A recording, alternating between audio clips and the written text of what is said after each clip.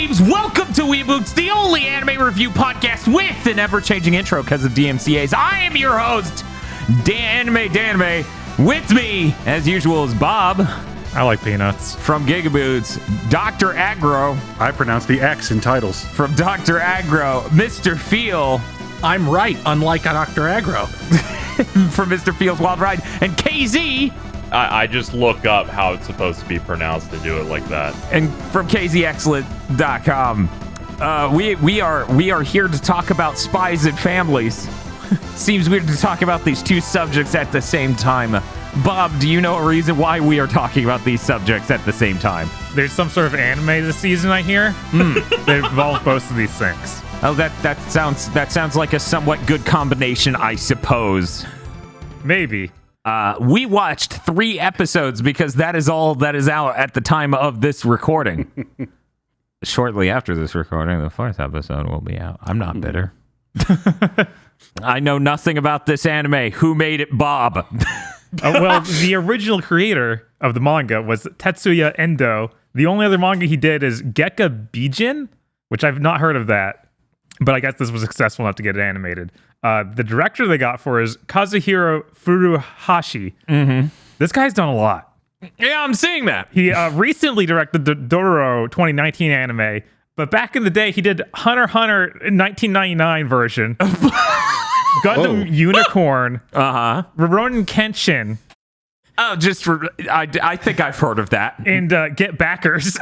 And a large pile of things all baby. Throughout. Oh my god. We boomers get backers win, guys. Yeah. That's, He also did the intro cutscenes for Tales of the Abyss. oh, cool. Very cool. That's a good opening. It is. That is.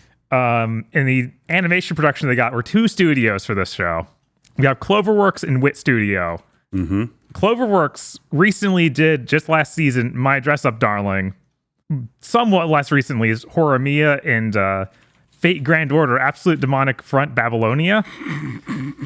So they're pretty big. They do a bunch of stuff each season, it seems like. Mm-hmm. And then Wit Studio, which everyone probably knows from Attack on Titan. Like, that's their biggest show. I've never heard of it. What is that?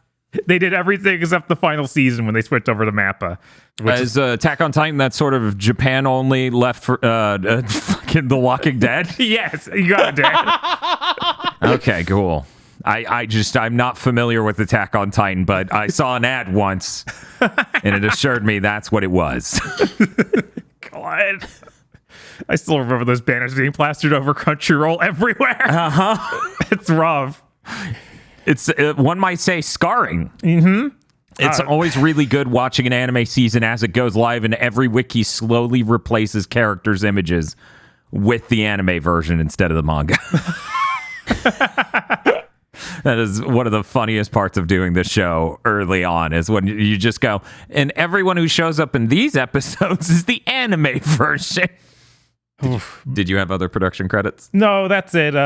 In case maybe you don't know about Attack on Titan, they're also doing Ranking of Kings, which is a popular show going currently.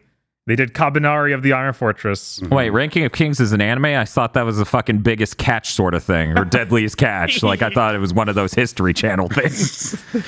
Did you think surly New Englanders went on boats to capture European monarchs? Yes. Because I would fucking buy cable to watch that. Now, do you mean subscribe to cable as a service or buy literal cable installed in the ground? I mean, it's kind of both at this point.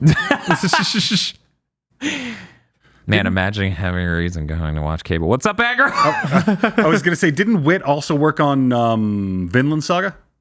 I wouldn't be surprised. I did not write that down, but they've worked on so many things. Mm-hmm.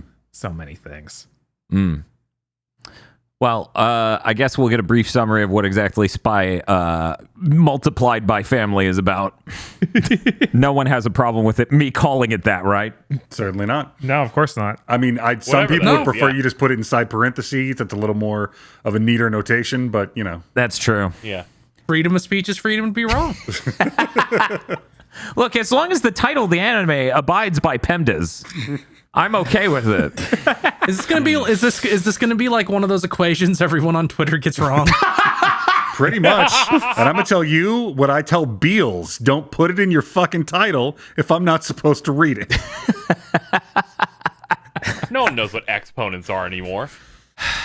Spy Family is an anime. The Road to Recovery. Is an anime about a spy who's the biggest Chad around. He's got a brand new mission as of 10 minutes into episode 1, I suppose, where he needs to. Well, I guess it's the end of episode 1, isn't it? No, he gets this mission within like He 5 gets it minutes of the almost start. immediately. Okay.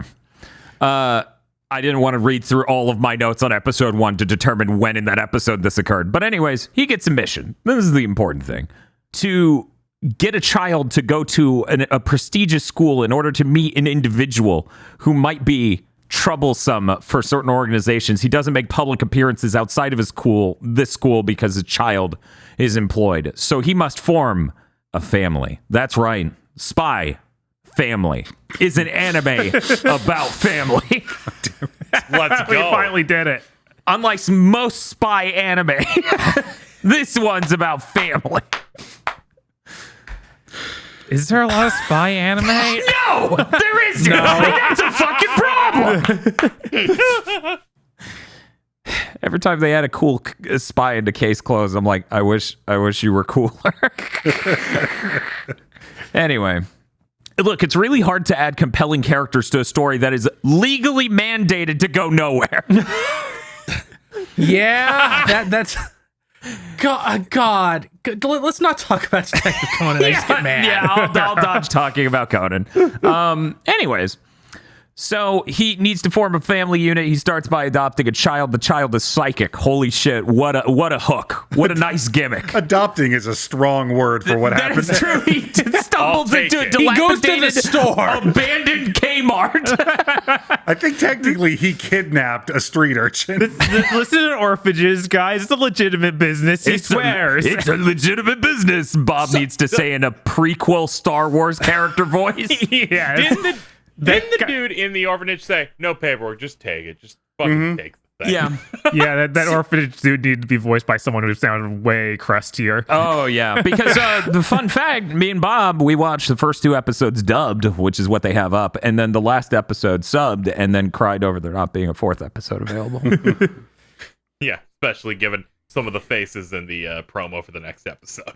The stuff with the orphanage is really neat because like I didn't expect going into this to be like, yeah, it's set in like a fictional Cold War between 2 Eastern European countries that are both kind of fascistic. Yes. I really appreciate that element of it. God knows any number of other settings would be less interesting. Right. Or more, fraught.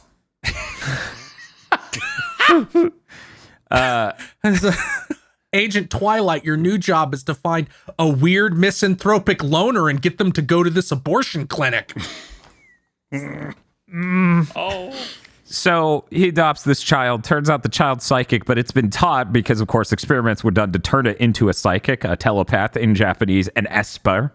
You cannot let anyone know about your powers. Otherwise, they will abandon you. They'll hurt you, whatever. You can't let anyone know. So she, Anya, does not let anyone know. Twilight does not know. And the interactions thereof of Anya knows Twilight as a spy. Twilight doesn't think she knows. Various comedy sort of shenanigans ensue. And shortly thereafter, they realize there's no way I'm getting this kid into that school unless I have a wife. Episode 3, what is it? Procure wife? That's episode 2. Episode 2. Yeah, that's Procure episode 2. Remember the episode of The Simpsons where Troy McClure finds out he needs to become a family man in order to Yes. keep getting roles? Yes. I just kept being reminded of that episode watching this. Yes, I understand why. Absolutely.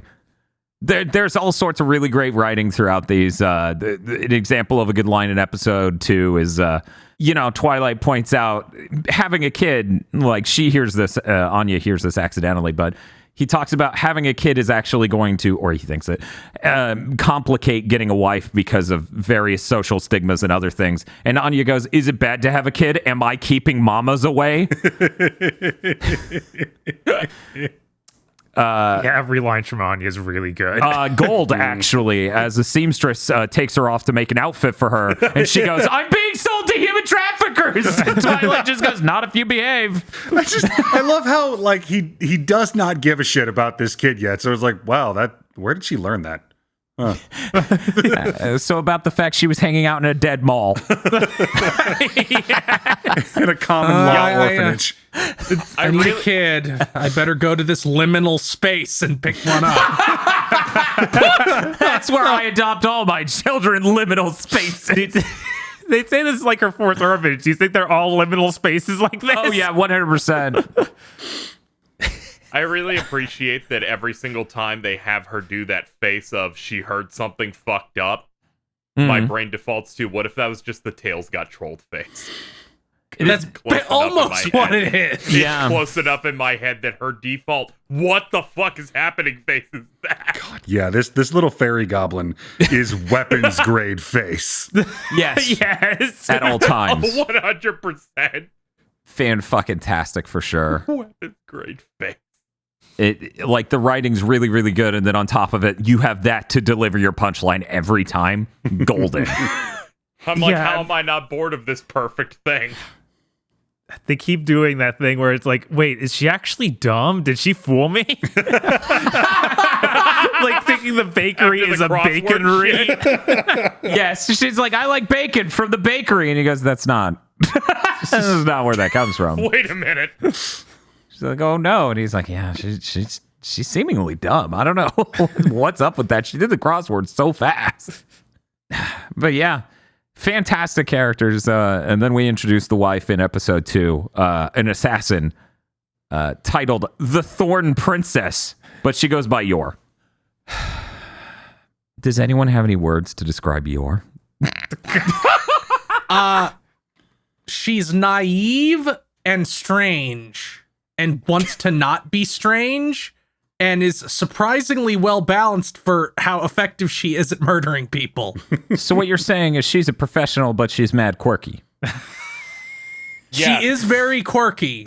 I don't think any other word defines her as well as being quirky. Sadly, Like yeah. she might honestly be on the spectrum somewhere, and just like to the point where, or in the case which she has like a savant talent for Senbon needle kunai hybrid murder,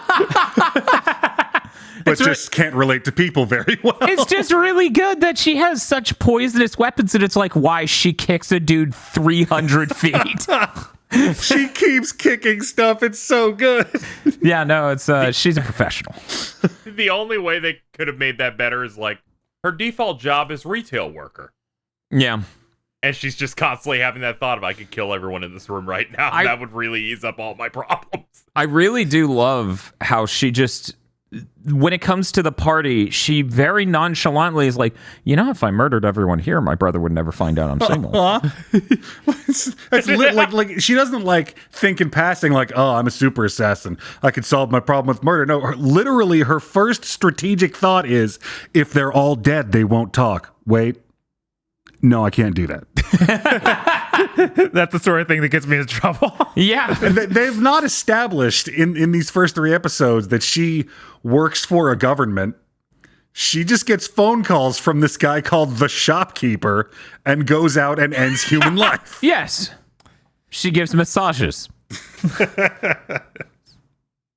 I think it's interesting seeing like her side of the story with her work and stuff. Lets us see how the general citizens act and how horribly Cold War this is. Mm-hmm. Just like, yeah, no, we just report people because, you know, for the lulz.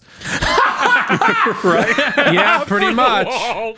God, I love her terrible coworker. Yeah. Because, you know, like she wants so bad to be that rich, popular, mean bitch, and she's so bad at it. Yes, she's That fucking was terrible at impressively it. bad. I mean, part of her character, you know, she's born outside of a time period where she would have been successful on Twitter or called a GameStop to ask for Battletoads on the Wii.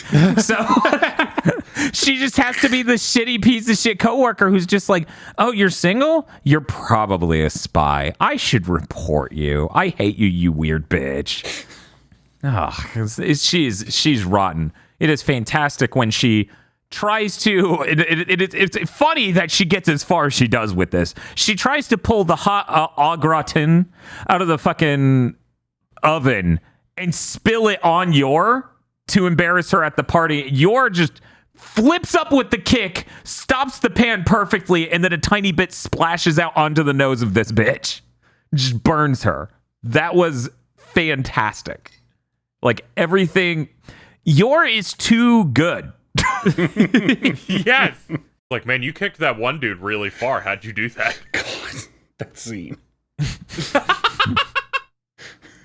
Because he just, like, he has these moments where he just sort of starts actually being entertained and having fun. Like he lets his spy shit go for a second. And that's the longest one in the first 3 episodes but all he knows how to do is infiltrate shit and hurt people. So it's like, oh my God, you really kicked that guy. This is the best night ever. I know. He's really having a good time. It was between that and I think it was the end of the first episode where his exhaustion finally hits him and he just planks. Right? He's like, oh, I unclenched for a second and my body shut down.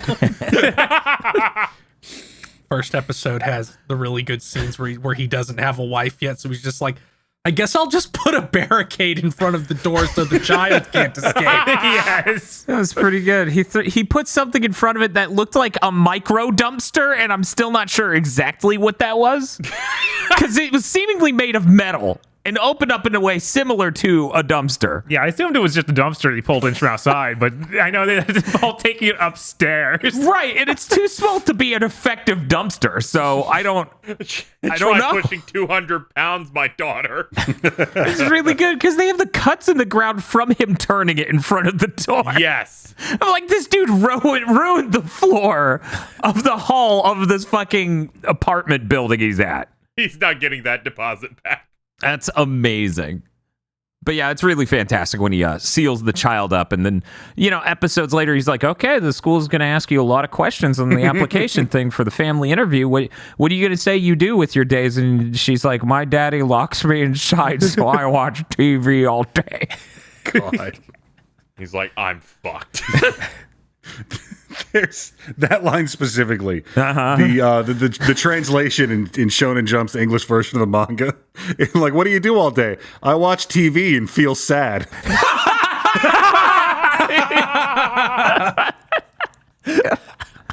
That's really good. Man, that has got a lot of people on the internet going, that is me for real. Oh, man. There's a really good moment in the first episode when Twilight is getting books on how to rear children, and he's just plowing through them, and he goes, why are there no interrogation tactics for children? What is up with this? These books are not helpful. It's really good. By the way, we should note his alias for his new identity is Lloyd Forger. Lloyd spelt like void with an L instead of a V. Yeah. So his daughter becomes Anya Forger, and Yor, after accepting to marry him in episode 3, the end of episode 2, becomes Yor Forger, I suppose. That is a really great last name for a fake identity. Yeah. Yeah. I really liked Yor's original name being Yor Briar, and that's why they call her the Thorn Princess. Yes. It's real good. I also like how they get married. Mm-hmm. The entire ring on the finger scene is absurd.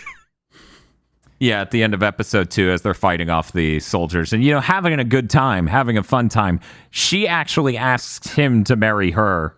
And as he runs back to pick up a grenade that fell out of his pocket because he had a hole in it, which, Jesus, that must be a giant hole. No, the ring he was going to give her was gone. Oh, that was the ring he was going to... Yes, okay. yes. I was like, Yeah, that that seemed to be the earlier scene case, where he but then grabbed one. he never actually found the ring. So we get the grenade. He tosses the grenade after pulling the pin, and the explosion goes off in the background as he puts the pin for the grenade on her finger. And That it's might amazing. be the best shot in any of the 3 episodes. Yes. It is That pretty man crazy. has a surprisingly large amount of game. Yeah. Oh, yeah. It's not even fair to other people. I was so glad when it turned out that those two were also as enjoyable to watch, and the show wasn't just centered around the mascot kid? Yes. Yeah. Oh, Yeah. man. Yeah, that would be a much weaker show if Anya was incredible and they just weren't. Right, if Yor wasn't some weirdo. Because she also has the, like, wait, is she incredibly competent or a giant idiot? I'm not sure. Yes, there's a lot of that of like, wait, she actually believes that I'm doing this as a psychiatrist? That's the best bit. It's like you just, you know, like the end of that is that's him blowing them treatment. up. I really liked. No, I'm covered in blood at this party because I'm a psychiatrist. One of my patients flew off the handle. It's a really good cover. He was pouring blood out of his head. The idea that it's like, oh no, I kicked your patient 30 feet the other direction into a wall. I'm not a practicing physician. That's bad. Yeah, that's obviously the real problem here. Yes. But yeah, overall, this was a really good show. Like, the first 3 episodes are absolutely stellar. I knew the show would be good coming in based on all the buzz it had. Mm-hmm. I did not expect one of the best things we reviewed for WeeaBoots. Yeah, I saw all the studios in the opening credits and I went, oh no, this is one of those bangers, huh? Yeah, the intro and outro are both stellar too. It's kind of crazy. You expect one of them to pull a punch at all. They don't even play the outro for the first few episodes because they have so much. Yes. Like they get so Yes. much happening in these episodes. Like they just roll credits while they're still doing things. Like that ring scene we talked about is during the credits, which is insane. Yeah. Just like they have packed so much content into these episodes. Yeah. You ever listen to an anime preview podcast where it's really short and they say stop listening, let's go watch the anime? I'm sure that's probably how a lot of them go. Actually, Yeah.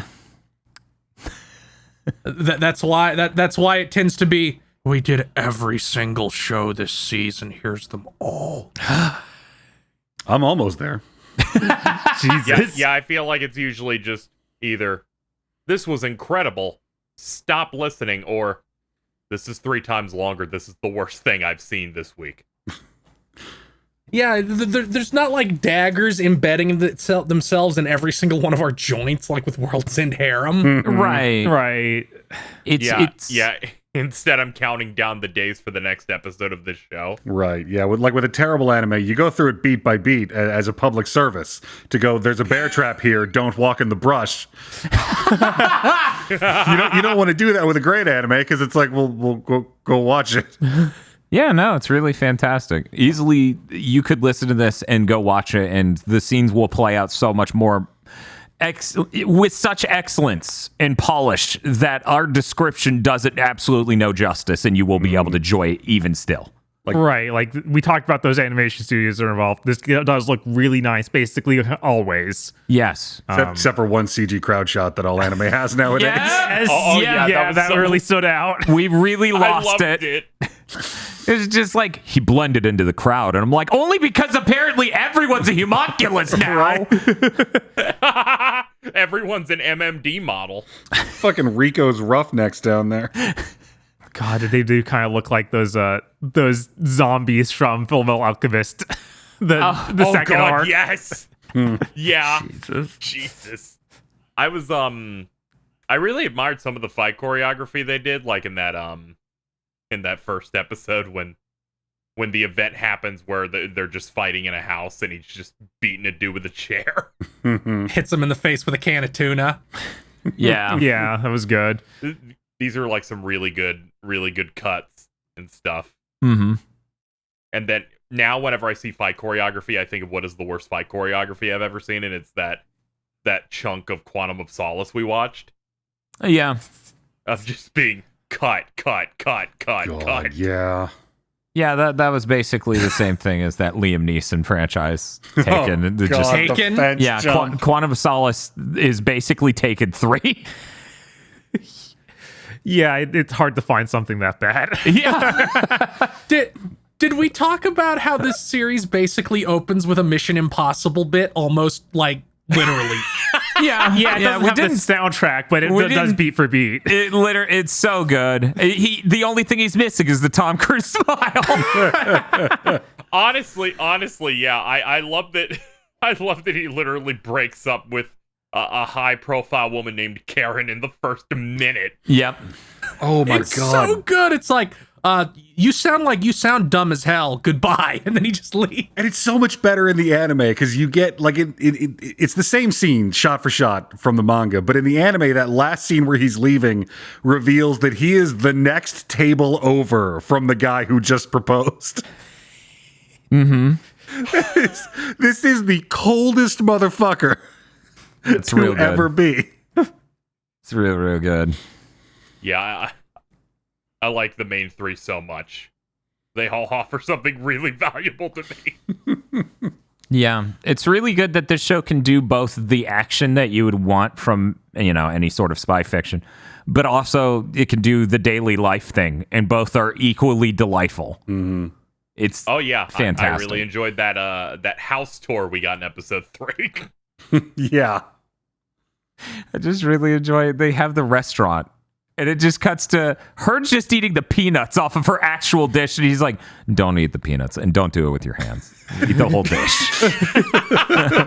You need to eat the whole thing." We also get, the during the house tour stuff, we get her insisting that she helped and what had actually happened, and that's awesome, fantastic. All you actually did was cause Yeah, and then her wanting to help him pack, and then you're just being like, "Oh, don't touch that," and then reads her mind to find out, yeah, that's filled with poison. That's poison strong enough to kill an elephant. There are countless really great moments in just these 3 episodes. Obviously, I'm gonna say this is a must watch for this season. Hey, Bob. Yeah. Do you recommend Spy Family? Yes, this is a great show. Definitely worth watching basically any season. No, once this season's over, you can't watch any of this anime, Bob. Darn it. It's gone forever. It goes to the Disney Vault. Bungie presents anime. Oh. Ugh. Dr. Aggro, would you recommend Spy multiplied by Family? I would, even and especially if you've read the manga, because this anime is either going like panel for panel, or it is adding things, and the stuff they added is really good. KZ Excellent, would you recommend Spy by Family? Absolutely. That was stellar. The second this becomes a physical product, I'm pre-ordering its second one. This was delightful. And Mr. Field, would you recommend Stand By Me, the 1986 film? Yes, I would, but I'd also recommend this anime, Spy Cross Family. What the fuck? Yeah, this was a superb show. I'm extremely blessed and lucky to get to watch this for content. That doesn't happen often. No. I'm definitely gonna keep up with this one. I'm glowing. Like Dr. Aggro, he comes through the door today. He comes to the studio and goes, "Dan, you're glowing." And I'm like, I got to watch good anime. It's the peak of human experience. So the last rare, thing I so watched precious. was content for streaming services. If I even had one more iota of energy, I would start phasing into the new type dimension and melting into a goo. For some reason, I just imagine you look like that cat thing from Asumanga. Yes! Close his mouth. Bear I trap need sound. that with the jean jacket now. Oh, that would be good. Weirdly enough, I think someone's drawn that. That's weird. That's bringing up a memory. Good. But okay, well, I want to thank all of you for joining me on this episode of WeeaBoots, and thank you for listening.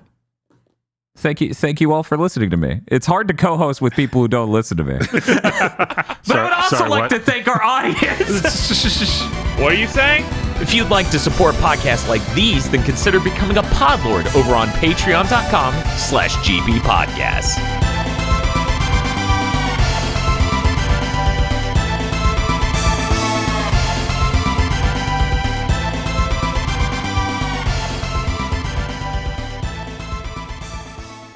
This month's GigaBoots videos were brought to you by the continued support of our executive producers, such as Esme E. Lee Broyles, Star Falcon, Spaceman Spiff, Red Blaze 27, Brendan O'Sullivan, Burning Pepsi Man, Adam Admar, Cooper Tank, and Virmvarm.